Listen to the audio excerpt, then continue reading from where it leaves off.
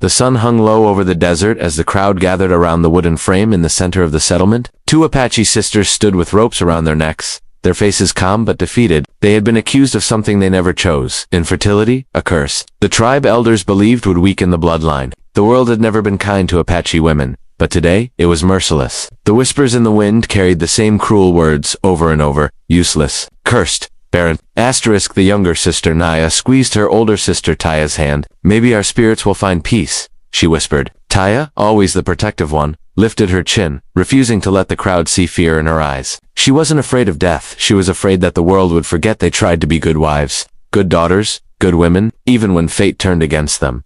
Asterisk, and standing at the edge of the crowd was a cowboy named James Rourke, a widower who rarely spoke more than a sentence at a time. He had spent the last 3 years living on a quiet ranch, keeping to himself, repairing fences, and mending a heart that never fully healed. He hadn't planned to ride into this town today, but something pulled him here, and when his eyes fell upon the two sisters on the platform, something inside him jolted awake. Asterisk, he saw not criminals, not outcasts, but two women who had done nothing wrong. Their calm acceptance of fate reminded him of his own wife's final days, how she too had faced the world with quiet dignity. James had promised himself he'd never interfere in trouble again. But righteousness doesn't ask permission, it simply demands action. Asterisk, when the elder raised his hand to give the signal, James did something no one expected. He stepped forward, voice deep and steady. If you're going to take their lives for being childless, he said, then take mine too, because I ain't fathered a child since my wife passed.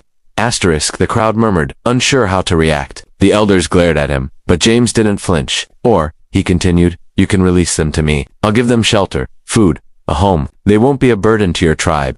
Asterisk, silence followed. The tension in the air felt as heavy as the desert heat. The elders whispered among themselves, a life for a life. It was an old Apache logic. If the cowboy claimed him, the tribe could wash its hands of the matter. After several heartbeats of silence, the ropes were cut. Asterisk, Taya and Naya fell forward, coughing, blinking at the sudden return of life. James stepped up, placing his coat around their shoulders. You're safe now, he said quietly. It wasn't a promise made out of pity. It was a vow made from the deepest part of his soul. Asterisk. And as the three of them walked away from the settlement, the desert winds carried a new truth. Asterisk, some women weren't cursed. They were simply waiting for a place where they were valued, not judged. And some men weren't lonely. They were just waiting for someone to save. Asterisk. The ride back to James Rourke's ranch was silent at first, not because there was nothing to say, but because the sisters did not yet know how to speak to a man who had saved their lives. Every hoofbeat felt like a second borrowed from death. Naya kept touching her throat, still feeling the burn of the rope. Taya kept her eyes on the horizon, trying to convince herself that this wasn't another cruel twist of fate. She had learned long ago that kindness from strangers was rarer than rain in the desert. Asterisk.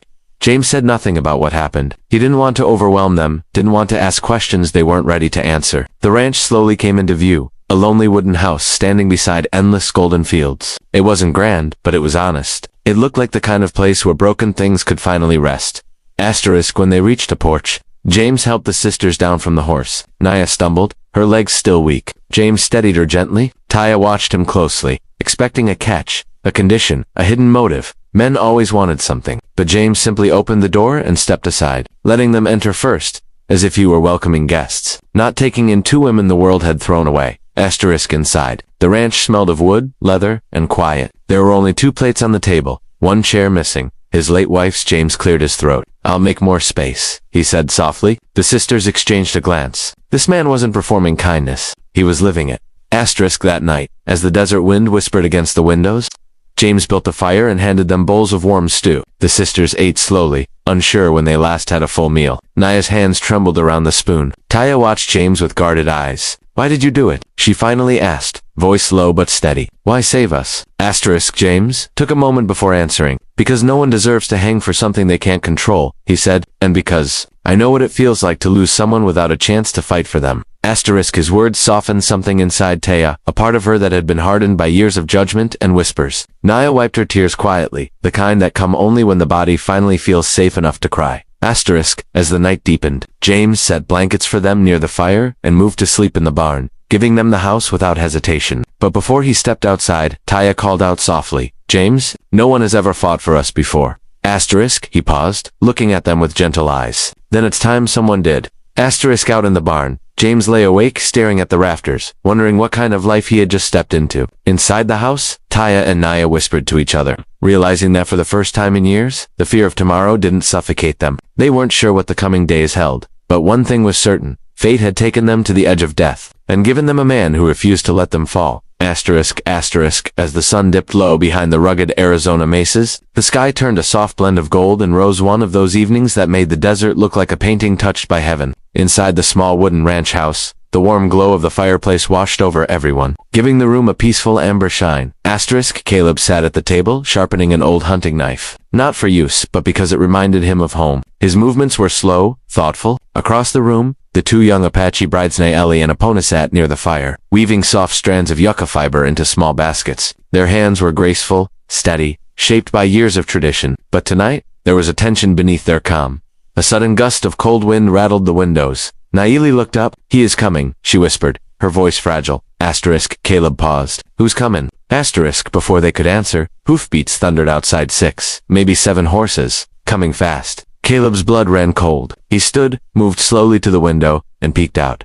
Asterisk, a posse. Men from the neighboring settlement, guns slung over shoulders, anger etched into their faces like scars. Asterisk, Caleb exhaled heavily. "They tracked you," he said quietly. Asterisk, Epona lowered her head. "They believe we brought bad luck, that we deserve no place to live." Asterisk, Caleb shook his head with a mix of frustration and disbelief. "No one deserves what they did to you, and you're not going back." Asterisk, he blew out the fireplace lantern to darken the room, but left the fire burning for warmth. Shadows danced across the walls. The brides moved closer to him instinctively, trusting him more than they trusted the outside world. The knock came hard, sharp, meant to intimidate. "Caleb," a voice barked. "We know you're in there. Those Apache women belong to the council. Hand them over." Asterisk, Caleb leaned his back against the door, steadying his breath. "They're not property," he shouted back, "and you won't touch them." Asterisk, the reply came like a slap. "Then you're standing against your own people." Asterisk, Caleb's jaw tightened. "I'm standing against cruelty." Asterisk, for a moment, there was silence. Just the crackle of dry wood in the fire, and the faint breathing of the two terrified women behind him. Asterisk,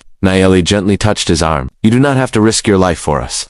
Asterisk, Caleb turned, looking her straight in the eyes. "You deserved kindness long before I ever met you." Asterisk, outside, boots shuffled. Someone cocked a rifle. Asterisk, a sense of danger settled thick in the air, but Caleb had lived alone long enough to know the land better than the men outside. He gestured toward the back window. Asterisk, "There's a ravine behind the shed. Leads into the canyon. You two follow it until the moon rises. I'll hold them off long enough." Asterisk, Epona shook her head desperately. "We won't leave you." Asterisk, "You have to," he insisted softly, "because your life matters. Both of you." Asterisk, for the first time, tears welled in Epona's eyes, silent, shimmering, catching the glow of the fire. Caleb opened the window quietly, the desert's cold breath sweeping in. The brides slipped out into the darkness, their silhouettes melting into the sagebrush. Caleb turned back just as the door shook violently. "Last chance, Cowboy." Asterisk, he took a deep breath, gripping his old rifle. "You want something that doesn't belong to you," he muttered. "You'll have to take it from me." Asterisk, with that, he braced himself, heart pounding, knowing this night would change all three of their lives forever.